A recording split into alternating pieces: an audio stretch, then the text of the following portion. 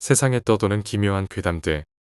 첫 번째 이야기, 경상남도 하동군 쌍계사 폐호텔에서 실제로 겪었던 실화괴담. 무더운 여름날, 더위에 지쳐 우리는 흉가 체험을 하기로 결정했습니다. 조사 끝에 선택한 곳은 쌍계사 폐호텔이었습니다. 많이 알려지지 않은 곳이지만 매니아 사이에서는 심령사진이 많이 찍힌 곳으로 유명했습니다. 이곳은 포크레인으로 여러 번 철거를 시도했으나 호텔 경계선을 넘자마자 전원이 나가버리는 현상이 반복되었습니다.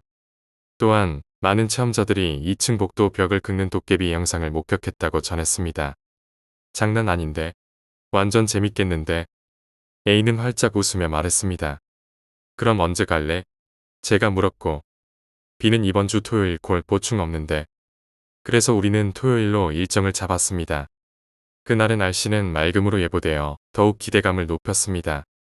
금요일이 되자 우리는 방과 후에 운동장을 가로질러 나오며 계획을 짰습니다. 모든 계획을 세우고 헤어져 집으로 돌아오는 길에 B가 진지한 표정으로 정말 갈 거야? 라고 물었습니다. 그 친구의 표정은 매우 싸늘했습니다. 찝찝한 마음을 안고 집으로 돌아왔습니다. 그리고 다음날 친구와 함께 버스를 타고 도착한 폐호텔은 섬뜩했습니다. 달빛을 받아 푸르스름한 건물벽은 더욱 서늘한 느낌을 주었습니다. 재미있겠는데? 들어가자. A가 빨리 오라고 했습니다. B는 어두운 표정으로 굿을 하나를 주며 이거 하나씩 몸에 지니고 있는 게 좋을 거다 라고 말했습니다. 그 말에도 불구하고 우리는 건물로 들어갔습니다. A는 쉴 새 없이 카메라 플래시를 터뜨리자 B는 그만하라고 했습니다. 건물 안은 더욱 섬뜩했습니다. 춥지도 않은데 괜스레 소름이 돋고 친구는 계속 웃어댔습니다. 그때 B가 혼자 중얼거리기 시작했습니다. 이제 우리가 들어왔는지 알았나 보구만. 도통 알 수 없는 혼잣말이었습니다. 그 말을 들은 A와 저는 동시에 말이 없어졌습니다. 조심조심 1층 복도를 걷고 있는데 위쪽 천장에서 쿵쿵하는 소리가 선명하게 들려왔습니다. 놀란 제가 소리치자 A가 영문을 알 수 없다는 표정으로 뭐가? 라고 물었습니다. 너 이 소리 안 들리냐? 발소리 나잖아. 라고 하자 A는 오히려 더 화를 내며 뭔 헛소리야. 겁주지 마라.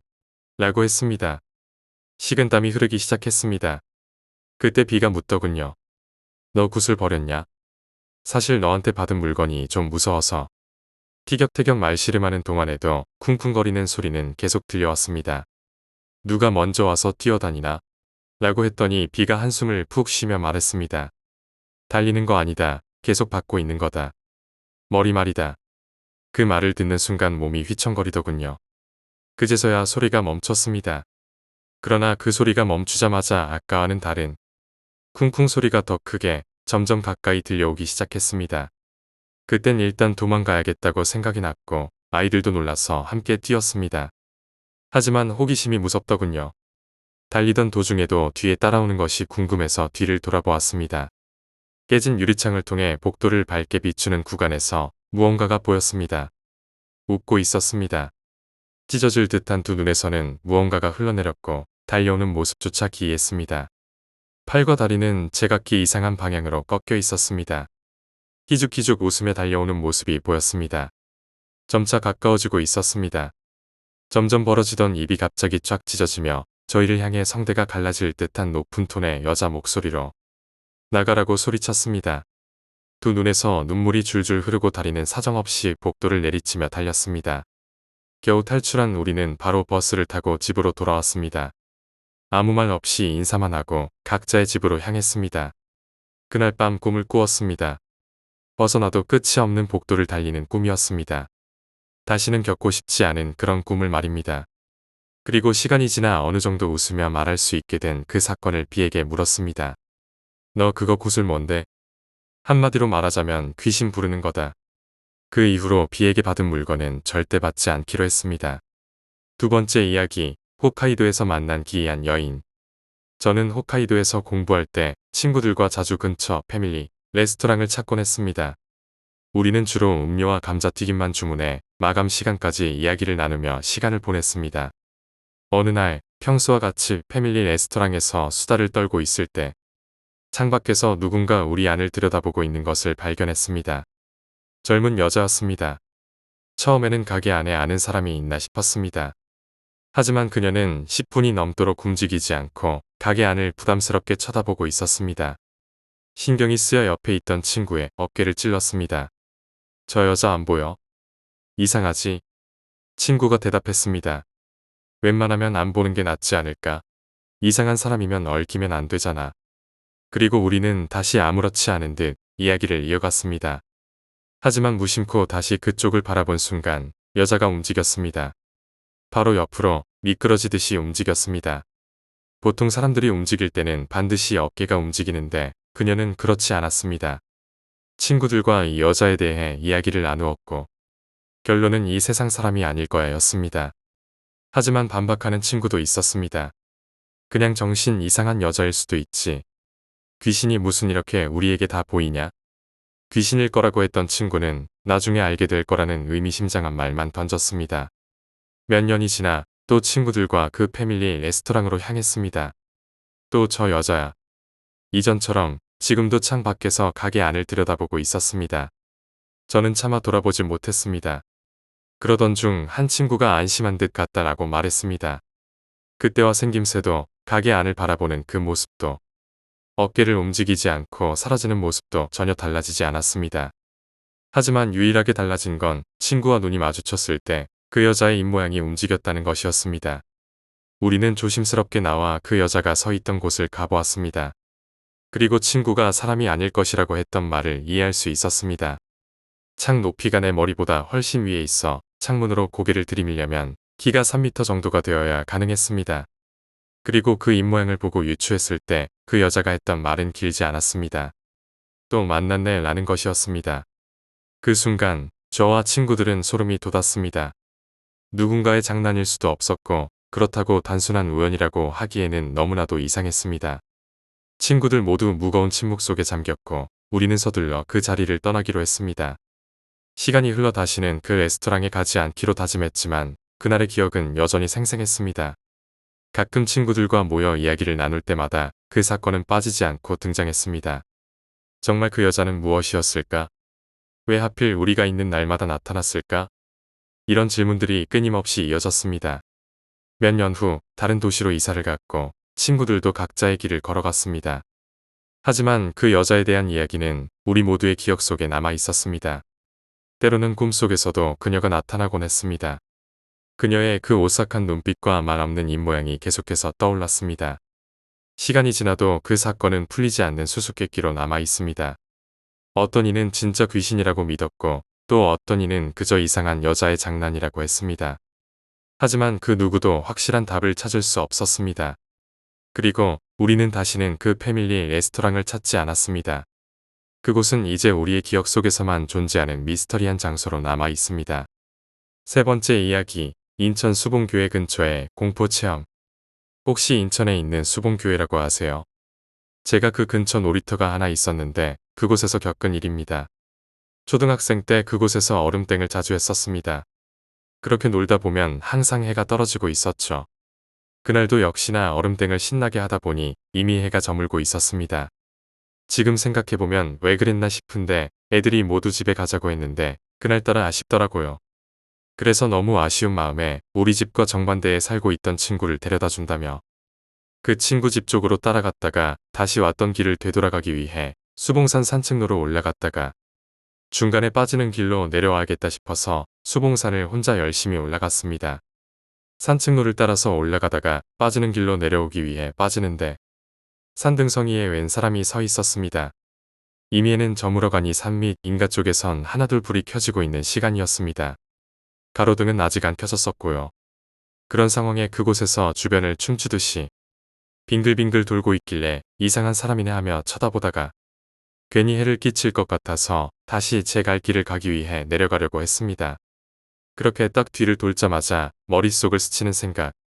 저곳에 사람이 어떻게 서 있지? 그 사람이 서 있던 곳은 수봉산 쪽 산책로를 안전을 위해 철망으로 막아둔 데가 있었는데 그곳이 막아놓은 곳이었고 어떻게 소리가 안 들리지? 또 철조망으로 막아둔 곳이라 낙엽과 풀이 많아서 아무리 살살 걸어도 낙엽 밟는 소리가 나는 곳인데 말이죠.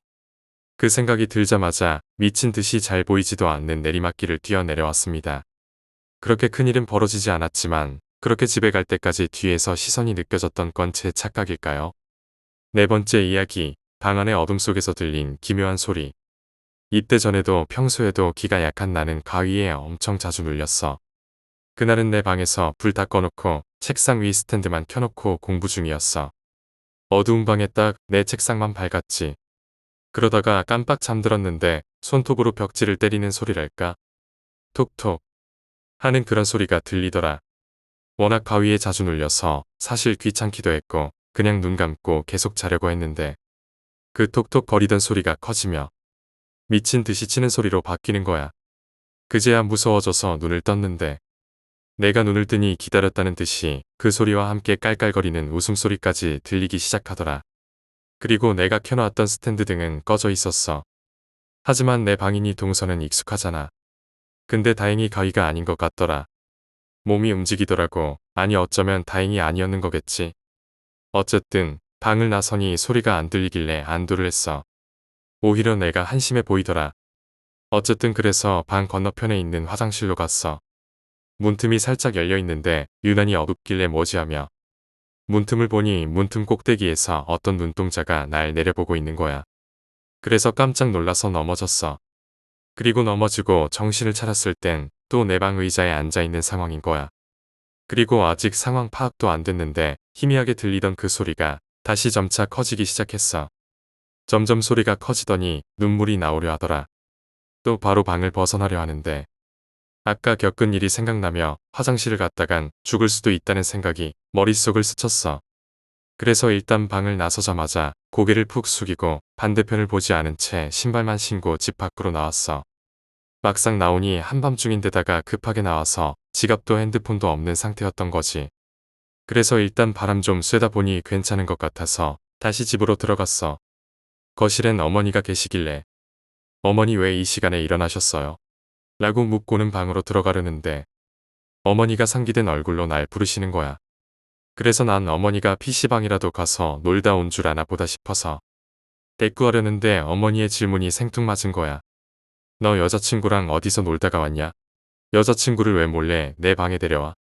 이 시간에 무슨 소리냐고 물었더니 어머니가 잠시 화장실 가려고 거실에 나왔더니 내 방에서 어떤 년이 깔깔대며 웃더만. 그래서 시간이 몇 시인데 얘들이 미쳤나 싶어서 방문 열려 그랬더니 내가 쳐다도 안 보고 뛰어나가서 도망가더라. 그 말을 듣는 순간 다리에 힘이 풀려서 털썩 주저앉았더니 어머니가 근데 너 여자친구 생겼냐? 내 뒤에서 찰싹 달라붙어서 그렇게 붙어나가면 내가 모를 줄 알았어. 다섯 번째 이야기, 분홍 원피스의 미스터리. 이 일은 내가 겪은 몇 가지 일인데 아무리 생각해도 내가 정신병이 아닌 이상 벌어질 수 없는 일이야. 첫 번째 일은 내가 동생과 둘이 살 때 이야기인데 자고 일어났더니 동생이 라면 새 걸로 먹지 왜 눅눅해진 걸 그렇게 먹냐고 뭐라 하는 거야. 난 무슨 소리냐며 먹은 적 없다고 하니까 동생이 거짓말하지 말라는 거야. 들어보니 자다가 동생이 깼는데 부스럭부스럭 소리가 나더래. 그래서 보니까 내가 등을 돌리고 동생이 라면 부셔먹고 남은 걸 내가 허겁지겁 먹고 있더래. 맛있냐고 물어봤더니 내가 응 이러고 다시 계속 먹더란 거야. 그래서 그냥 배고팠나 생각하고 다시 잤는데 동생이 버려둔 라면 부스러기 찾아서 보니까 동생이 먹고 놔둔 그대로더라. 사실 그때만 해도 이상한 걸 못 느꼈어. 그냥 동생이 헛것봤다고 생각했지. 그리고 두 번째 겪은 일은 낮에 겪었는데 내가 자취하던 원룸엔 욕조가 하나 있었어. 남친은 욕조가 없어서 우리 집에 오면 자주 욕조에 물을 받아놓고 반신욕을 하는데 그날도 그랬어. 난 침대 위에서 책 읽고 있는데 갑자기 남자친구가 음료수를 갖다 달라는 거야. 그래서 내가 직접 갖다 마시라고 했더니 온 김에 달라고 하더라. 그래서 뭘 온 김에 달라는 거냐며 침대 위인데 무슨 소리 하냐고 그랬어. 그랬더니 여기 앞에 왔었는데 주면 되지 왜 그러냐는 거야. 나 정말 당황스럽더라. 그래서 진짜 아니라고 너 씻으러 가고부터 침대에서 한 발자국도 안 나갔다고 했더니 남자친구가 화장실에서 허겁지겁 뛰어나오더라. 남자친구 말에 의하면 욕조에 뜨거운 물 받고 있으면 수증기 차니까 문을 살짝 열어놨었대. 근데 그 사이로 분홍색이 왔다 갔다 하더란 거야. 그때 내가 입고 있던 원피스 색깔이 분홍색이었어. 그래서 보니까 내가 문 사이로 남자친구를 보고 있더란 거야. 남자친구는 장난치지 말라며 온 김에 목마르니 음료수 좀 갖다 달라 했대. 정말 난 그때 침대 위에서 움직인 적 없는데 말야. 그때부터 너무 무서워지기 시작했어. 대낮에 맨정신이니까 말야. 그리고 세 번째 일도 남자친구가 겪은 거야. 같이 자다가 내가 병원에 예약을 해둬서 4시까지 가야 했어. 그래서 혼자 씻고 준비해서 나갔어. 그리고 한 6시쯤 남자친구가 일어났는지 연락 오더니 언제 나갔냐며 병원 늦었을 텐데 괜찮냐고 묻더라. 그래서 3시쯤에 나갔다고 일찍 미리 도착했다고 그랬더니 남자친구가 방금까지 있었잖아. 라는 거야. 남자친구가 5시쯤 깼는데 화장실에서 샤워하는 소리가 나더래. 그래서 병원 가려고 신나보다 생각해서 자기 씻어라고 했더니 내가 응, 씻어 이랬다는 거야. 그리고 물소리가 끊겼는데도 계속 내가 안 나오길래 문을 열어보니 내가 없더란 거야. 그래서 그냥 핸드폰 집중하는 사이에 허겁지겁 내가 나갔나 보다 생각했대. 그래서 남자친구가 나한테 전화한 거였고 난 없었고. 그리고 나서부턴 남자친구가 그때 그 귀신 아니냐며 우리 집에 혼자 못 씻겠다고 하더라. 난 단 한 번도 본 적이 없는데 나 닮은 귀신이 있나 봐. 내가 진짜 이런 일 겪으면서 혹시나 해서 엄마한테 나 쌍둥이였냐고 물어보기까지 했는데 아니라더라. 아직도 의문이야. 6번째 이야기, 시골 계곡에서 만난 푸른 여인들. 내가 어렸을 때 가족과 친척들과 함께 시골에 놀러 갔다가 겪은 일이야. 그곳엔 강이라고 하기엔 작고 계곡이라 하기엔 좀 넓은 그런 곳이 있었어. 그곳에서 다 함께 고기를 구워 먹고 이것저것 다 먹고 배가 부르니 어른들은 고스톱을 치시며 술을 드셨지. 나는 친척 형, 누나들과 함께 물가에서 물놀이를 했어. 그러다 앞을 보니 건너편에 엄청 큰 바위가 하나 있는 거야.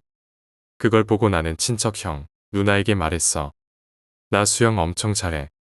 수영해서 저기 바위까지 갈 수 있어. 형, 누나는 못하지. 누나는 대답했어. 그래. 그럼 저기 바위까지 헤엄쳐서 가면 네가 사달라는 과자 다 사줄게. 나는 어린 마음에 망설임 없이 물로 들어갔고 물살이 세지도 않고 잔잔해서 바위까지 가는 게 어렵진 않았어. 바위에 도착하자마자 위로 올라가서 건너편에 있는 형, 누나에게 소리쳤어. 봤지? 나 수영 엄청 잘하지. 하지만 아무도 나를 보고 있지 않았어. 마치 내가 원래 없었던 사람인 것처럼 말이야. 결국 조금 삐져서 바로 돌아가지 않고 잠시 바위에 누워 있다가 잠들어 버렸어. 얼마나 지났는지 몰라도 자고 일어나 보니 아직도 낮이었고 가족과 친척들은 여전히 나를 찾지도 않더라. 관심을 받고 싶었던 나는 다시 소리쳤어. 나 다시 그쪽으로 갈 거야. 나 다이빙도 한다. 잘 봐. 바위에서 뛰어내렸어. 다이빙을 하고 다시 헤엄을 치려고 자세를 잡으려는데 다리에 뭔가 걸린 느낌이 들더라고. 이상해서 눈을 떠서 발 밑을 쳐다보니 웬 벌거벗고 푸르스름한 피부의 여자 둘이 내 다리를 한쪽씩 잡고 있는 거야. 너무 놀라서 막 소리치며 발버둥치다가 결국 기절했어. 얼마 후 정신을 차려보니 다들 걱정하는 눈으로 날 쳐다보고 있었고 일어나 보니 내 옆엔 아버지가 물에 홀딱 젖은 채로 기절해 계셨어. 외삼촌이 아버지께 심폐소생술을 하고 있었고 아버지는 곧 물을 토해내며 일어나셨어. 그리고 일어나시자마자 본인의 몸도 안 챙기시고 날 끌어안고 엉엉 울며 괜찮냐고 다행이라고 반복하며 가슴을 쓸어내리셨어. 난 뭘 봤는지 이야기를 하려다가 더 걱정하실까봐 죄송하다고 하고 좀 쉬다가 다들 시골집으로 돌아갔어. 얼마 후 집에 돌아와서 TV를 보다가 공포특집으로 물귀신 이야기가 나오길래 어머니와 TV 앞에서 과일 먹으며 보다가 슬쩍 어머니께 말했어. 엄마, 나 사실 그때 물귀신 2명이 내 다리 잡고 물로 끌고 들어갔어. 헤엄쳐서 나오려고 했는데 너무 세서 뿌리칠 수가 없었어. 어머니는 얼굴이 사색이 되어서 나한테 이야기하셨어. 사실 아버지가 네가 무서워한다고 말하지 말라 했는데 지금부터 해줄 이야기는 아버지 시점이야. 아버지는 어른들과 술 한잔하며 고스톱을 치고 있다가 우리가 잘 놀고 있나 물가를 잠시 봤는데 내가 뭐라 소리치더니 바위에서 다이빙을 하더란 거야. 그런데 다이빙을 하고 내가 나오질 않다가 너무 안 나오니까 걱정이 돼서 벌떡 일어나 보니 내가 물속에서 허우적대고 있는 게 보여서 평소 수영을 아예 못하셨던 아버지가 날 구해야겠다는 생각만 들어서 물로 뛰어드셨어. 아버지는 겨우겨우 내 쪽으로 오고 계셨는데 물속에서 웬 여자 둘이 내 다리를 잡고 있는 게 보이더래. 아버지는 물속에서 들리지도 않을 욕을 막 소리치며 내 아들 내놓으라고 소리치셨대. 그렇게 막 소리치는데 누군가 아버지 귓가에 발버둥 치지 마. 어차피 다음은 너야 라고 하더래. 그리고 그 소리와 함께 정신을 잃으셨고 해병대 출신이셨던 외삼촌이 나와 아버지를 겨우겨우 구해서 물가로 올 수 있었다고 하더라. 그때부터 아버지는 날 데리고 절대 물가로 안 가셔. 그것들이 자신에게 했던 이야기 때문에 또 나와 가족들에게 해코지할까봐 말이야. 7번째 이야기, 에도시대 여관의 꿈속 상자 저주. 우리 동네 아이들은 전부 부모님께 당부받던 게 있었다. 꿈속에서 상자가 나와도 절대로 열면 안 된단다. 그 상자를 열면 무서운 일이 일어날 거야.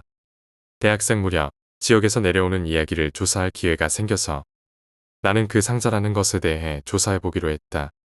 기본적으로 구전에 내려온 이야기인지 시립도서관에서는 마땅한 자료를 찾지 못했다. 그래도 그나마 문헌으로 남아있는 걸 하나 찾아냈다. 지역 민담을 모아 수록한 책으로 그 중 하나가 꿈속에 나오는 상자에 관한 이야기였다. 그 상자 꿈을 처음 꾼 것은 에도시대 중기 어느 여관집 아들이 있었다고 한다. 그는 꿈을 꾸면 매번 이상한 상자 2개를 보곤 했다고 했다. 부모님에게 물어봐도 모를 뿐더러 그 상자 안을 들여다보고 싶어도 꿈속에서는 어쩐지 몸을 움직일 수가 없었다고 했다. 그러던 어느 날 남자는 꿈속에서 자신이 현재 꿈이라는 걸 깨달았다고 했다. 흔히들 말하는 자각몽이었다. 남자는 서둘러 2상자 중 더 큰 상자를 열고 안에 뭐가 있는지 보려고 했다. 하지만 상자 안에 뭐가 있었는지는 알 수 없었다.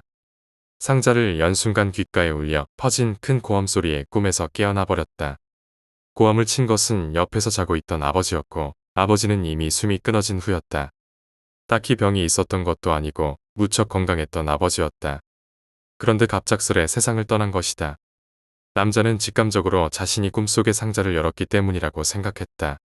그리고 나머지 상자를 열면 어머니마저 세상을 떠날 것이라는 것도 직감했다. 남자는 절대 다른 상자를 열지 않으리라고 스스로에게 맹세했다. 그리하여 세월은 흘렀고 남자도 결혼해 아이가 태어났다. 아버지가 죽은 후 어머니와 둘이서 힘들게 경영해온 여관도 겨우 제 궤도에 오른 터였다. 몇 년 후 어머니가 병에 걸렸고 당시 의술로는 고칠 수 없는 병인데다가 약값도 만만치 않았다. 겨우 여관 하나로 벌어먹고 살던 남자의 갓세는 기울기 시작했다. 어머니는 몇 번이고 아들과 며느리에게 미안해하며 종종 죽고 싶다며 혼자 중얼거리시곤 했다.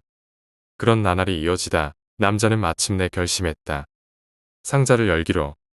그리고 어느 날 자각몽을 꾸게 된 남자는 나머지 상자를 열었다. 이번에는 안에 뭐가 들어있는지 볼 수 있었다. 상자 안에는 어머니의 이름이 적힌 종이와 머리카락이 들어있었다. 이튿날 아침 눈을 뜨니 역시 어머니는 죽은 후였다. 남자는 부모님을 자신의 손으로 죽였다는 죄악감을 느끼면서도 그 상자에서 해방된 것에 대한 약간의 안도감도 느꼈다.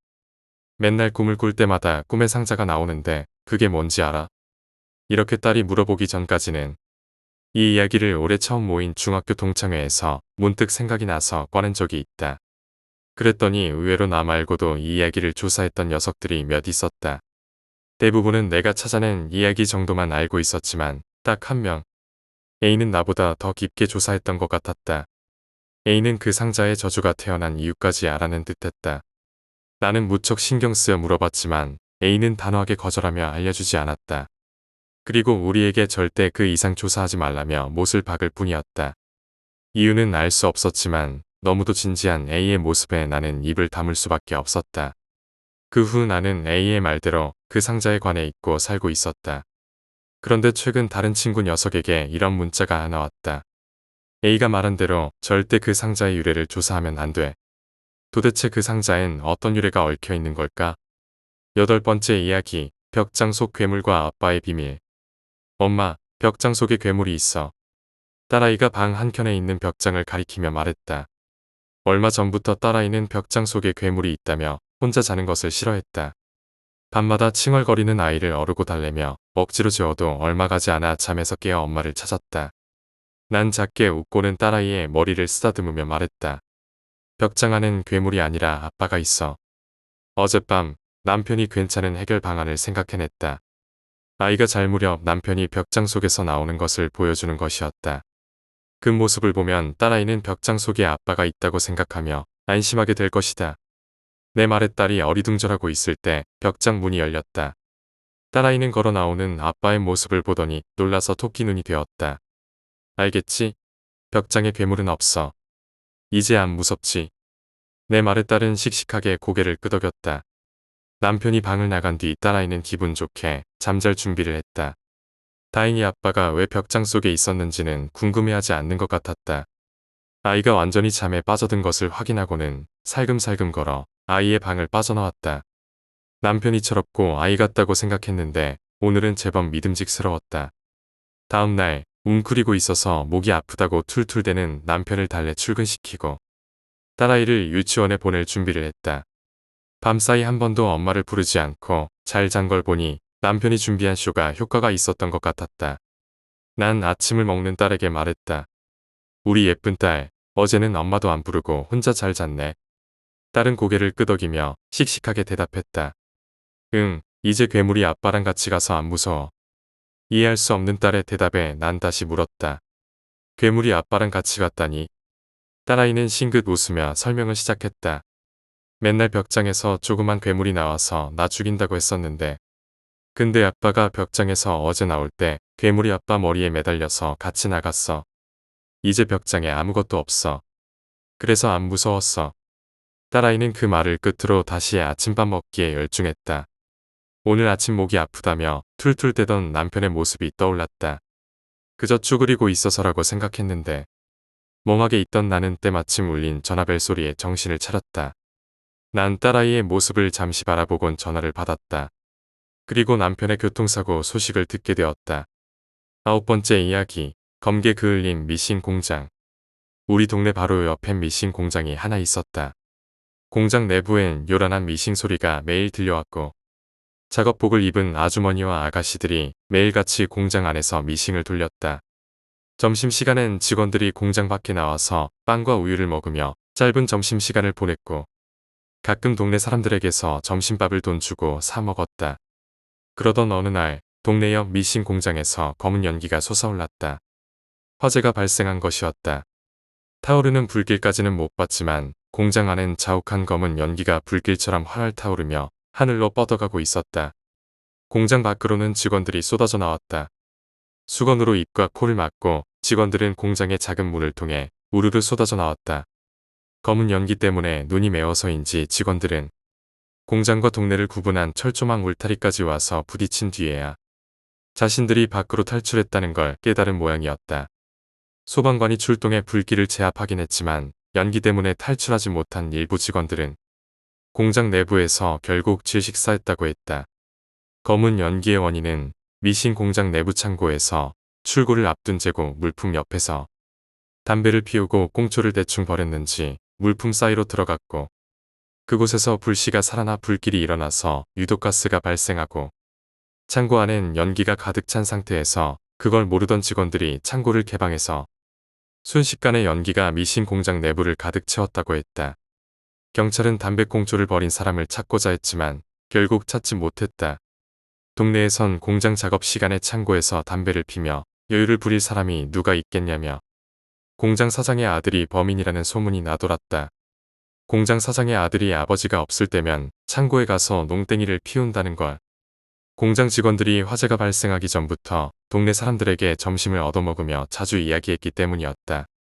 하지만 소문은 소문일 뿐이었기에 범인은 끝까지 잡히지 않았고 공장은 문을 닫아버렸다. 검게 그을린 연기 자국이 밖에서 볼 때도 심해서 건물을 철거하고 다시 새로 지어야 할 정도였다. 공장 사장이 몇 달 뒤에 그곳에 큰 의류 창고 겸 매장을 만들어 아들에게 운영을 맡긴다는 소문이 돌고 돌아 동네 사람들 사이에 떠돌던 흉흉한 소문도 사그라들었다. 그렇게 공장은 몇 달간 방치되게 되었는데 그 사이에 공장은 동네 초등학생들의 대단한 관심을 끌게 되었다. 변변찮은 놀이시설이 없던 동네 초등학생들에게 있어서 학교 운동장 다음으로 넓은 놀이터가 생긴 셈이었다. 때낮에 초등학교 3학년 아이들이 축구공 하나만 덜렁 가지고 그 공장으로 들어갔다. 검게 그을린 미싱 공장 건물 입구와 미싱 공장 철조망 울타리를 각각 골대 삼아 두 표로 나뉘어 축구를 시작했다. 벌떼 축구가 되어 우르르 몰려다니던 아이들은 철조망 쪽을 골대로 한 아이들의 폐 중 하나가 슛을 했다. 골키퍼를 맡은 아이가 있었지만 일명 깍두기였다. 운동신경이 있을 리가 없었다.